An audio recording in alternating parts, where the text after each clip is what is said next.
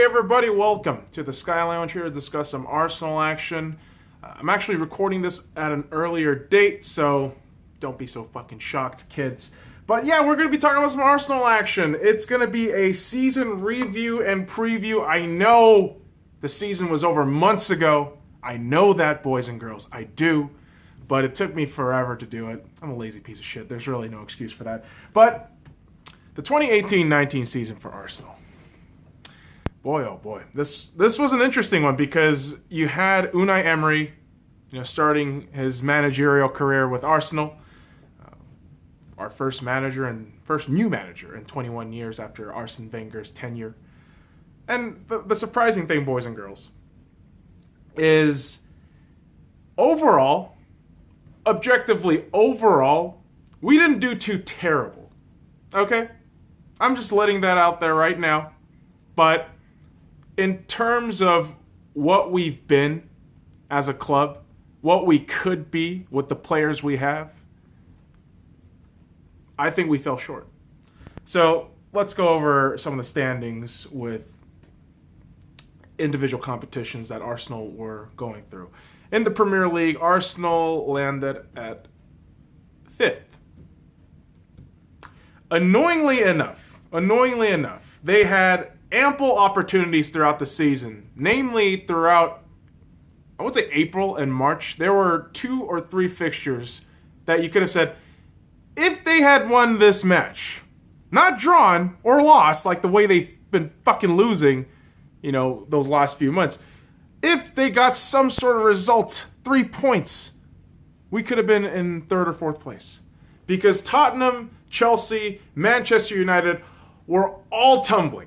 Every single one of them, including Arsenal, also along with Arsenal. So 4 clubs just tumbling down every single step of the way. And what ended up happening was City won the league, Liverpool 2nd, surprise, surprise, Tottenham 3rd, Chelsea 4th, Arsenal 5th, Manchester United 6th. So the Premier League was a doozy, yes.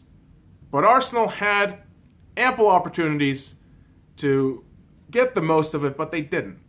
They absolutely didn't. And really with the Premier League, the one positive thing that we can really talk about was Aubameyang netting 2 goals in the last match of the season to put his name up in the Golden Boot race. And it was a 3-way tie between Salah, Mane, both from Liverpool, and Aubameyang. So I'm trying to think of some positives with the league. There really wasn't much. There wasn't really a lot of things we could take away from this and say, yay, this is going to be great. We qualify for the Europa League. That's a thing. So more Europa League next season, boys and girls. Right? Yeah, 3 years in a row. Europa League 3 years in a row. All right, anyways, before I get myself too depressed, let's keep it going. The FA Cup, Arsenal lost in the 4th round. Kind of embarrassingly. And you know what? To be honest, it got to this point with Arsenal, and even in the League Cup, I thought, all right, if somehow, some way, Arsenal can get themselves into a nice position to, I don't know, maybe lift the trophy. No, they didn't. They couldn't. Because the way they lost the League Cup was in a North London derby, at home, 2-0. You might be thinking why it took so long to come out with that fixture. I was stalling. I'm kind of dizzy-ish. And anytime you remember a North London derby loss, you just want to fucking kill somebody. Not literally. Right? Not literally. But Arsenal crashed out of the League Cup after a loss to Tottenham, which is embarrassing to say the least. But when we talk about the FA Cup, the other fucking cup, right? You have 2 damn cups in England. In the FA Cup, Arsenal lost 3-1 at home to Manchester United to lose in the quarterfinals. So there was that. In the League Cup, you lose to Tottenham. In the FA Cup, you lose to Manchester United. It's just shit on top of shit, right? Domestically for Arsenal, this was not a season to remember. Whether it be the Premier League, the FA Cup, the League Cup, it was just a fucking disaster. Yes, some of our players had some decent goals. Yes, there were some highlight moments. But overall, it was absolutely meaningless. Absolutely fucking meaningless. And the reason why I'm banging my fucking goddamn hands on the goddamn chair is because I have to recall this shit. And it's the Europa League final. Our first European final in 13 years. It was against Chelsea, out of all fucking teams. And subsequently, the funny thing was, Tottenham was facing Liverpool in the Champions League final. And thank fucking God, Liverpool won. Congrats to Liverpool, because fuck Tottenham. Well, with Arsenal,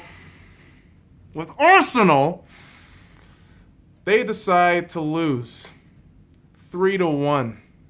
And that last goal, that one goal, barely came in by Iwobi. It didn't fucking matter. They lost 3-1 in a final, and it was just heartbreaking. It was heartbreaking to watch the disappointment of this season amped up. Amped up to this level of optimism when we got to the Europa League final, and then just ball-crushing defeat. And I was at a pub watching that shit too. It was heartbreaking. And so, is that why it took so long? Maybe. It's also procrastination, just laziness. But that could also be, quite honestly, be said about Arsenal. Just complacency, lack of creativity, procrastinating, transfers and moves and tactics. I don't know, man.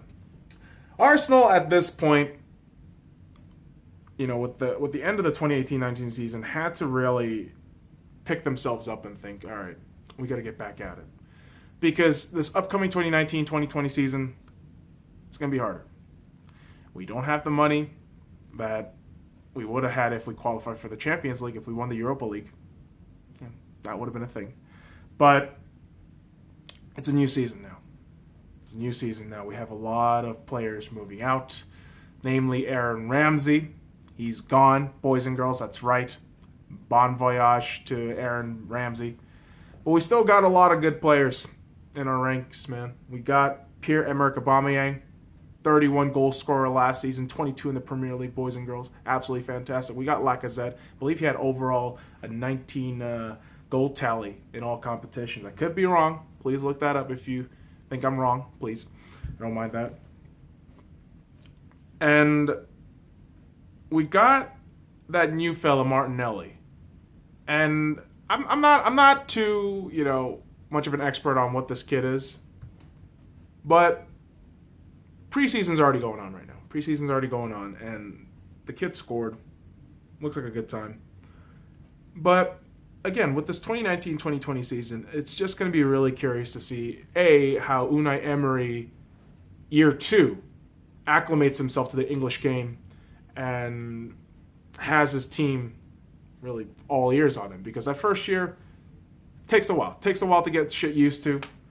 And really the second thing, too, the players need to want it.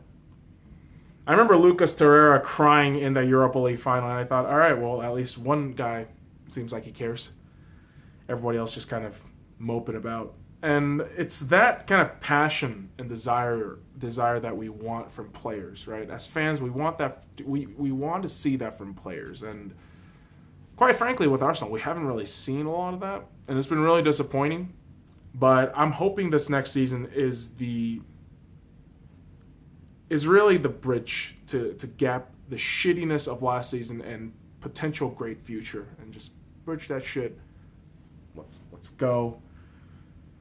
And I don't know, boys and girls. I mean, anytime I talk about Arsenal, I exasperate a lot because there's not a lot to expect, right? I mean, yes, I could hold out this optimism, but at the same time, it's like they just need to show me.